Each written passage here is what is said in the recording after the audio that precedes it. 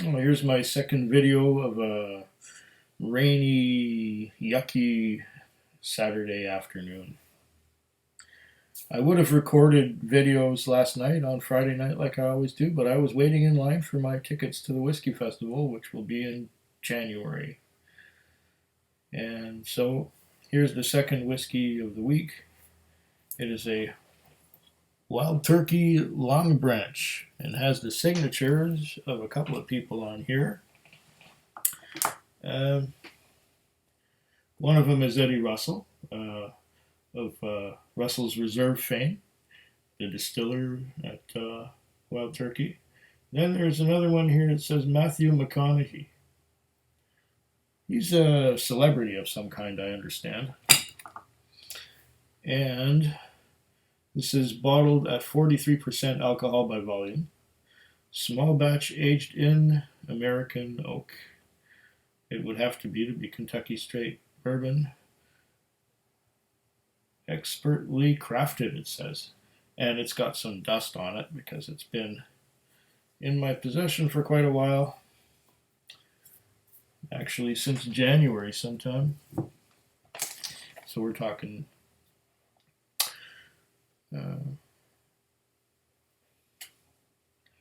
January 25th. So now we're on the 9th of November. So we're talking almost 10 months. And so I'm going to try it. Did I say 43% alcohol by volume? Yes, I did.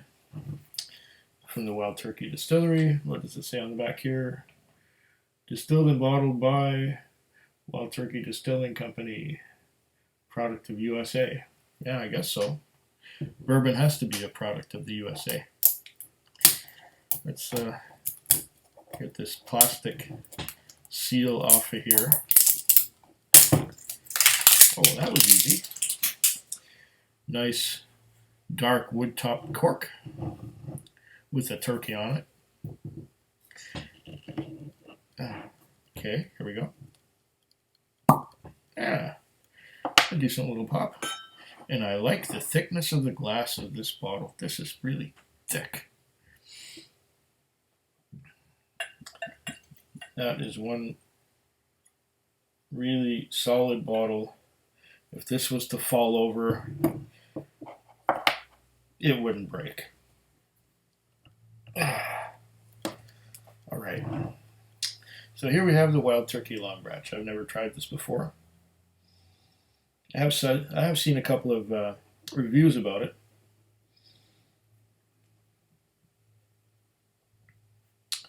What did it cost me?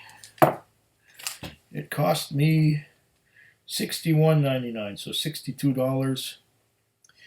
That would be $6.20 in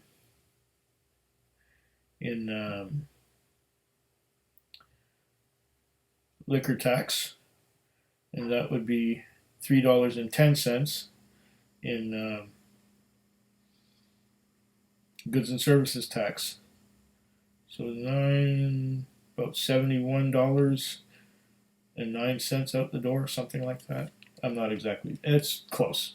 $71, let's say, Canadian. So $71 Canadian. What can you buy for $71 Canadian? You can buy the cask strength Alberta Premium. I did that just last week. $71 out the door. I'm getting a classic bourbon nose of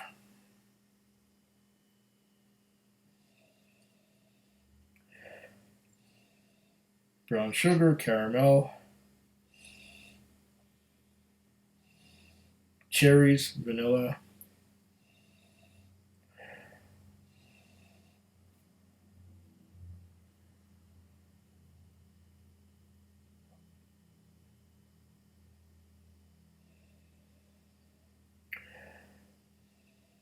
yes, cherries and vanilla. Some brown sugar, yes, again. I don't believe this is a very high rye high rye bourbon would give me more dill and or mint. Although there's a hint of it. There's a hint of dill and mint if you dig deep enough. Classic bourbon nose.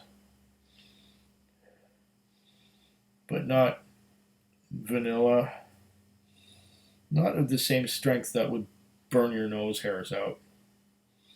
It is, after all, 43% alcohol by volume. How old is it? It doesn't say on the bottle how old it is. So it's a non-age statement. And might be kind of young because it's not excessively dark. So there's naturally corn. Yeah, there's a bit of rye in there. Bit of cherry. Yeah, classic bourbon nose. What do I get on the palate?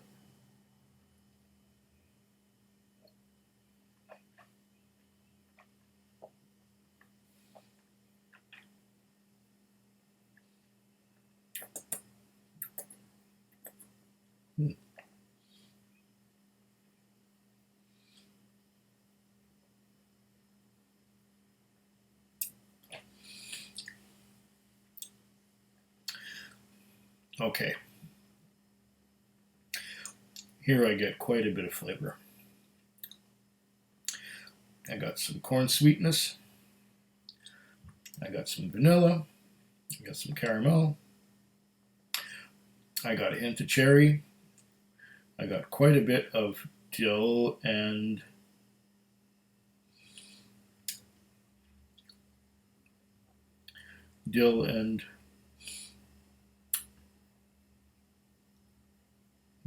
menthol. Probably more menthol than dill. Either way, whichever of the two, it would be coming from the same place, the rye component. I don't know exactly what the mash bill is here. Couldn't tell you. But in order to be a bourbon, it's got to be more than 51% or more corn. There's most likely a little bit of malted barley in there. I don't believe there's a lot of wheat. There's going to be some rye, but without Googling it, I don't know exactly how much.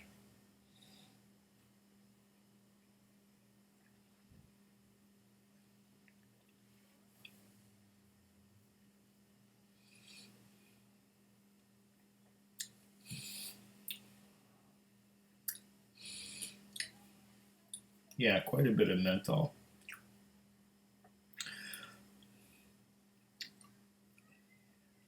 It's a bit bitter. And I'm getting a little bit of apple juice. Apple juice made from like little green apples. Little green apples, they're not quite ripe yet.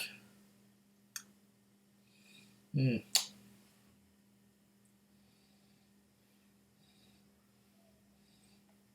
the typical. Yeah, there's a green apple aftertaste that I'm getting here. After the corn sweetness is gone, after the menthol from the rye is gone, there is a bit of dry vanilla left, and it's fading slowly with that little green apple on the aftertaste. It's got a lot of flavor. It's got a lot of predictable bourbon kind of flavor.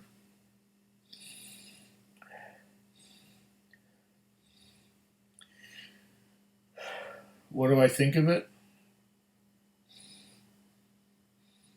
It's easy enough to drink. It's got big flavors. The flavors really stand out from each other.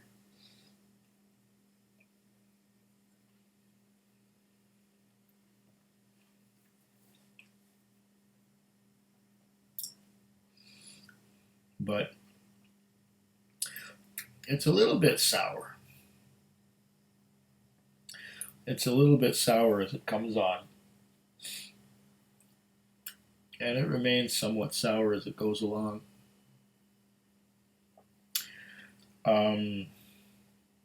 I keep comparing other whiskeys, especially from Wild Turkey, to things like Wild Turkey 101, which is one of my favorite bourbons. This is no Wild Turkey 101. It's only 43% alcohol by volume, and it's pleasant enough. It is pleasant enough. Had I never had the Wild Turkey 101, this middle of the road bourbon would be very nice. Yeah. What kills it for me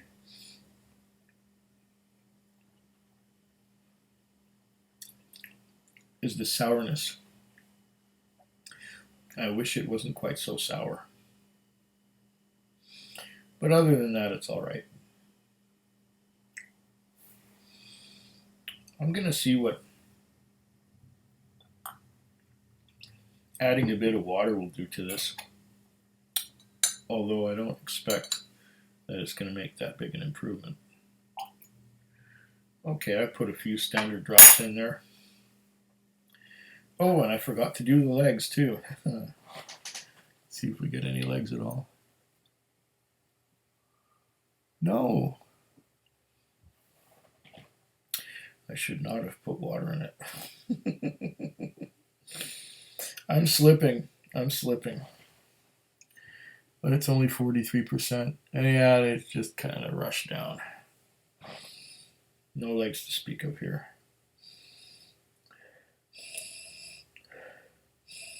Water takes away a lot of what I was getting on the nose before. It leaves me with a little bit of dill, a little bit of brown sugar. No cherry note to speak of.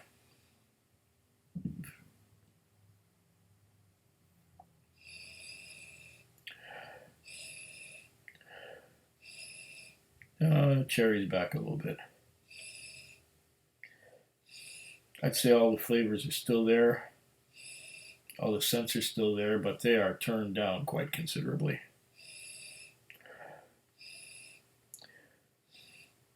And that would include the menthol, the mint note from the rye. It's turned down a lot. Will it be more pleasant?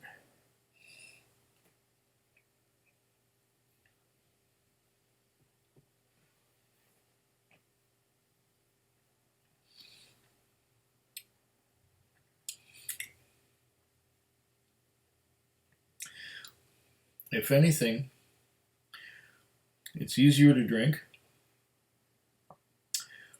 and it has a big minty aftertaste now after I added water.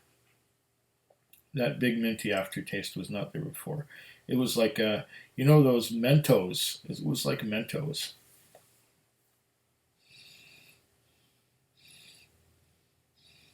Okay. Now that I nose again with water in it, I'm getting mint. I'm getting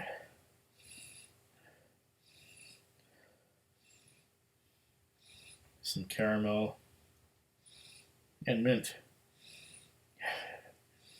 This turns into mint.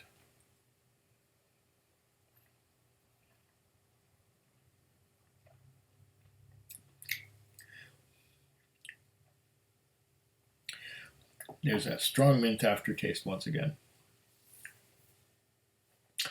Is it worth the money? And a bitterness, some tannins on the end. Well, by Canadian standards, it is not a bad whiskey, but when the Wild Turkey 101 is so good, this doesn't come close. It's okay, but I wouldn't put it in the great category. I prefer 101 over this anytime.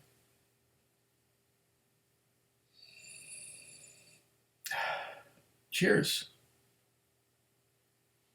Food Quig. Food Quig. Food Quig. Food Quig. Food Quig. Yeah.